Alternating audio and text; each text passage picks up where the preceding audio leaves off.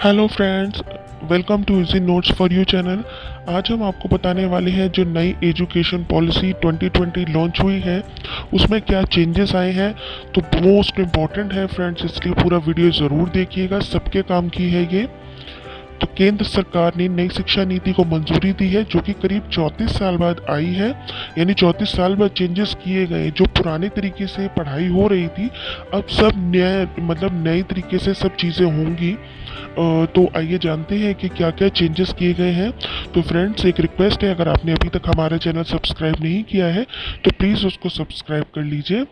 तो देखिए, सबसे पहले है कि स्कूलों में 10+2 खत्म होगा, अब शुरू होगा 5+3+3+4 फॉर्मेट। यानी अब स्कूल के पहले 5 साल में प्री प्राइमरी स्कूल के 3 साल और कक्षा 1 और कक्षा 2 सहित फाउंडेशन स्टेज शामिल होंगे। इन 5 सालों की पढ़ाई के लिए एक नया पाठ्यक्रम तैयार होगा। अगले 3 साल का स्टेज कक्षा 3 से 5 तक का होगा। इसके बाद 3 साल का मिडिल स्टेज आएगा, यानी कक्षा 6 से 8 तक का स्टेज। अब छठी से बच्चे को प्रोफेशनल और स्किल की डिग्री जो शिक्षा है वो दी जाएगी।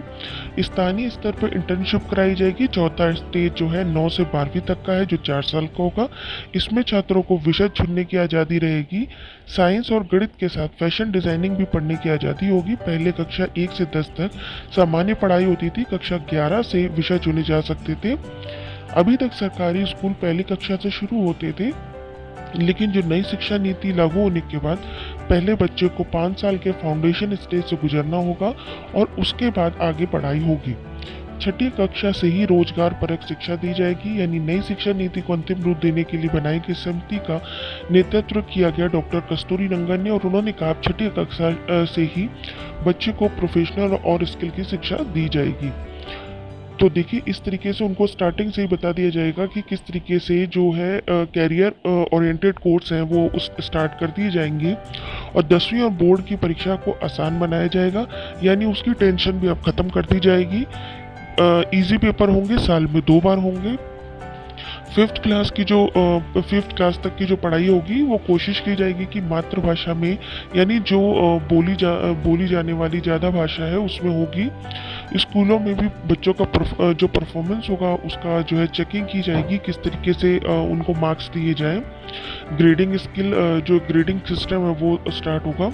ग्रेजुएशन में 3 से 4 साल की डिग्री होगी। मल्टीपल एंट्री और एग्जिट सिस्टम का इसमें जो है रूल होगा। यानी कि अगर आपने जो है जैसे आपने किसी में एंट्री ली है, तो अगर आपने बीच में पढ़ाई छोड़ दी तो आपको डिप्लोमा, और अगर आपने 4 साल तक की पढ़ाई कर ली है ग्रेजुएशन में तो आपको किसी भी रिसर्च या शोध में जाने को आपको छूट मिलेगी। तो अगर आपने 4 साल से या 3 साल से कम आपने पढ़ाई करी है किसी भी ग्रेजुएशन लेवल पर, तो आपको जो है डिप्लोमा मिल जाएगा। एक चीज़ ध्यान दीजिएगा, बीएड 4 साल का होगा। 4 वर्षीय बीएड डिग्री 2030 से शिक्षक बनने की न्यूनतम योग्यता होगी। मोस्ट इंपॉर्टेंट है फ्रेंड्स। नीति के अनुसार पेशेवर मानकों की समीक्षा एवं संशोधन 2030 में होगा, और इसके बाद प्रत्येक 10 वर्ष में होगा। शिक्षकों को प्रभावकारी एवं पारदर्शी प्रक्रियाओं के जरिए भर्ती किया जाएगा। यानी 2030 से जो नया नियम लागू होगा उसके अकॉर्डिंग आपके पास बीएड की डिग्री होना कंपलसरी है, और बीएड जो होने जा रहा है वो 4 साल का होने जा रहा है। नई नीति में एमफिल खत्म, यानी पहले पीएचडी करने के लिए एमफिल अनिवार्य होता था, लेकिन अब जो है एमफिल खत्म हो गया है। ये देखिए, जो पॉलिसी है, जो नई एजुकेशन पॉलिसी, ये 2030 तक ही प्रॉपर पूरी तरीके से हो पाएगी। तो अभी स्टार्टिंग धीरे धीरे करेंगे ये लोग। और इसमें है कि आप एमए के बाद डायरेक्टली आप पीएचडी में एडमिशन ले सकते हैं, और उसके लिए आपको एमफिल करने की ज़रूरत नहीं पड़ेगी।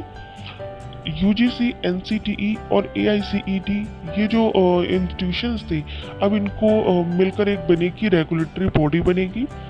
यानी यूजीसी एआईसीटीई का युग अब खत्म हो गया है। अब एक जो है कॉलेजों की स्वायत्तता यानी ग्रेडेड ऑटोनॉमी देकर 15 साल में विश्वविद्यालयों से संबद्धता की प्रक्रिया को पूरी तरीके से खत्म कर दिया जाएगा। कॉलेजों को कॉमन एग्जाम को ऑफर, यानी नई शिक्षा नीति के तहत उच्च शिक्षण संस्थानों में प्रवेश के लिए कॉमन एंट्रेंस एग्जाम का ऑफर होगा। यह संस्थान के लिए अनिवार्य नहीं होगा। फिर है, स्कूल में प्री प्राइमरी लेवल पर स्पेशल सिलेबस तैयार होगा। यानी कि आपकी जो बच्चे हैं उनके लिए बहुत सुविधा हो जाएगी कि उनको एक स्पेशल जो है सिलेबस तैयार होगा। 3 से 6 साल की आयु के बच्चे इसमें आएंगे और 2025 तक कक्षा 3 तक के छात्रों को मूलभूत साक्षरता तथा अंक ज्ञान सुनिश्चित किया जाएगा, यानी ग्रेडिंग सिस्टम होगी। मिडिल कक्षाओं की पढ़ाई पूरी तरीके बदल जाएगी, कक्षा 6 से 8 के बीच की विषयों की पढ़ाई होगी। तो आप देख सकते हैं स्कूल कॉलेजों की फीस पर भी नियंत्रण के लिए तंत्र बनेगा, यानी कोई आपसे एक्स्ट्रा फीस नहीं ले पाएगा। नेशनल रिसर्च फाउंडेशन की तैयारी भी की गई है। तो फ्रेंड्स, एक तरीके से ये पूरा नया पैटर्न है, सब चीज़ नई है। एमफिल बंद हो रहा है, बीएड अनिवार्य हो रहा है और साथ ही साथ जो बच्चों की पढ़ाई का बोझ था उसको कम किया जा रहा है।